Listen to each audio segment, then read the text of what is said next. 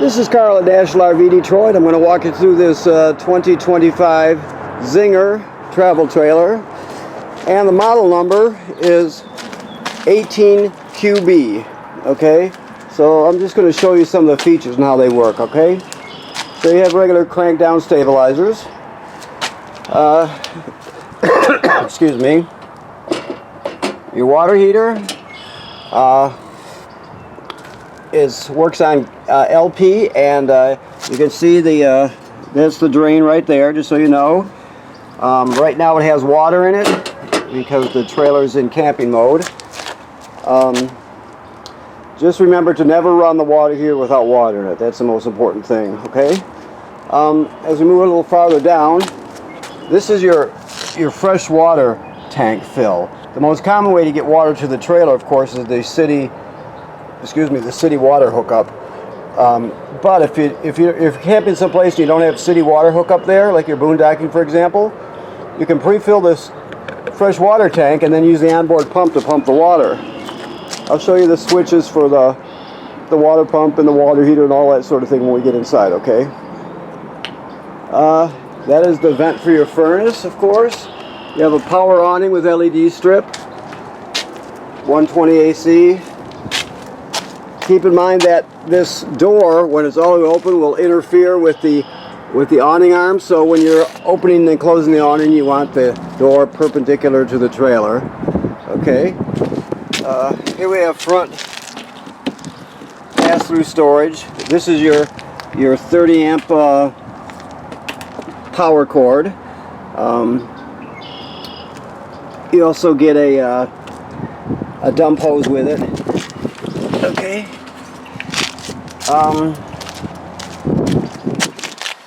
Deep cycle marine battery and a 20-pound LP tank full.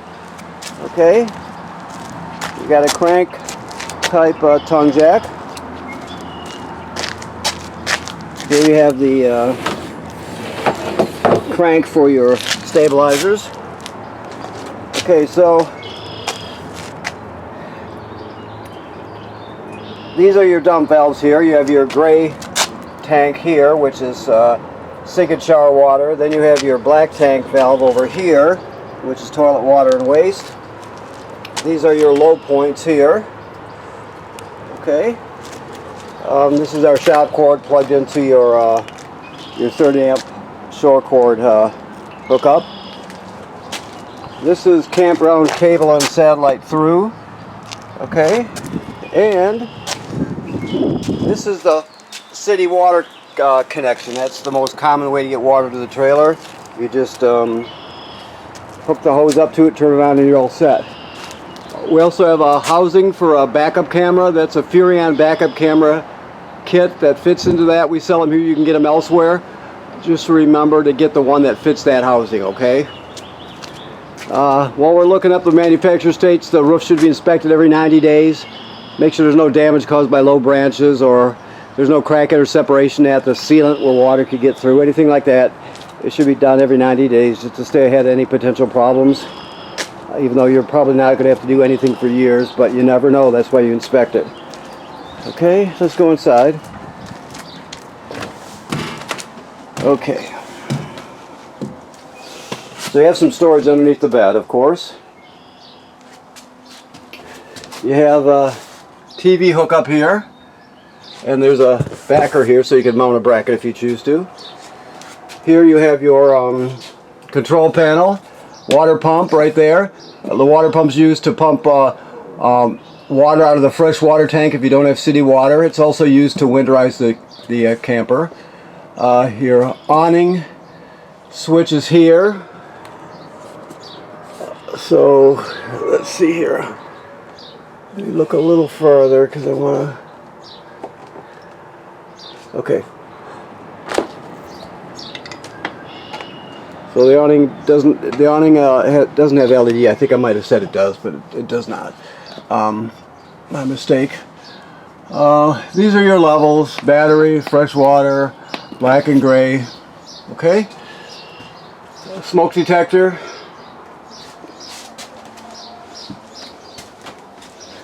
Your keys are right here. your sink, obviously, and your cooktop. You just light that with a let's see here. I don't know. I think it lights just. This one lights just with a grill lighter. Okay, you have your your furnace down here. The thermostat for the furnace is right here. So you click this way, it turns it on. Click it hard till you hear it, the snapping sound to the left to shut it off. As soon as you shut it off, it lights automatically, but as soon as you shut it off, the flame will go out, but the furnace will still continue to run till it cycles through. So the flame will go out and it'll still run for a minute or two. Alright. When it comes to your air conditioner, these are the controls here. You have your thermostat here, and then you have your fan speeds and air conditioning speeds right here. Down here we have your carbon monoxide LP gas detector. It should always be green like that. If it's not green, get it serviced. It's very important, obviously. This is your power converter. So when you're plugged into shore power, it'll start with 120 AC here. And you see there's the circuit breakers and they're all labeled. Then it will convert the AC to 12 volt DC power, and you can see you have 12 volt DC fuses here, and they're also labeled. Okay, and it's also a battery tender, so it'll sense the when you're plugged in, it'll sense how much energy your battery up on the tongue needs and keep it charged up. So it converts AC to DC power and charges your battery. Of course, when you're pulling down the road, your tow vehicle will charge the battery. Your refrigerator, 12 volt DC refrigerator. Microwave works like any other microwave. Okay. TV hookup here, okay. Emergency escape window, which works like this. You push it all the way through, and then you can pull the screen out by grabbing hold of that knob. Show your kids, if you have kids or grandkids, whatever, how that works. Now your couch will jackknife flat into another bed, so there's actually 4 bunks. This one will go up and lock into place here, as you can see. Hopefully you can see that while I'm holding the camera. Under here, when it comes to your water tank, the valves on the back of your water heater, your water pump, and the hose that you will dry antifreeze into the trailer with are all under this panel here, the bottom, the bed platform. So there's 3 screws holding this down. So when you need to do stuff like that, or check stuff like that out, or fill it, or winterize, whatever, change the valves, you unscrew the screws and you can pull this panel up and see all that stuff, okay? It's very simple. Alrighty, so let me see what else here. The bathroom. The bathroom has a GFCI. Now, all the plugs in this trailer, including outside plugs, everything, even if it's a regular plug, it's still wired through a GFCI. So all of them are protected by this GFCI. If you're using one of the receptacles and it's not working, always think GFCI first and check it out and reset it if needed, okay? Sink and shower work like any other sink and shower, of course. The toilet itself is typical in that it sits right over a black tank.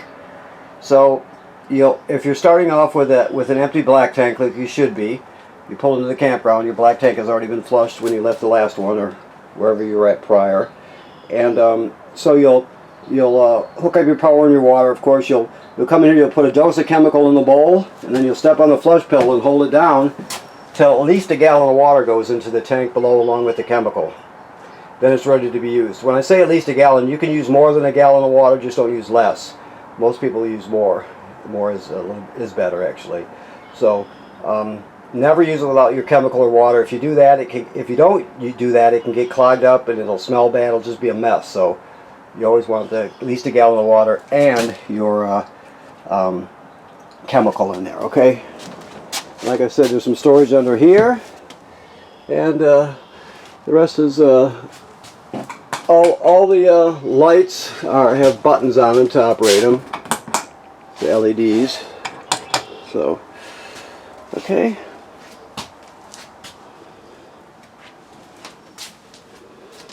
Alright then, so I think that covers it. So let me, I want to thank you for purchasing your trailer here at National RV Detroit. Please remember to inspect your roof like every 90 days like the manufacturer recommends. Right now this is in camping mode, so all the antifreeze has been purged from the system, replaced with fresh water. Your water heater valves are in camping mode. Your water heater is full, so you're all ready to go for the summer, okay? Thank you very much.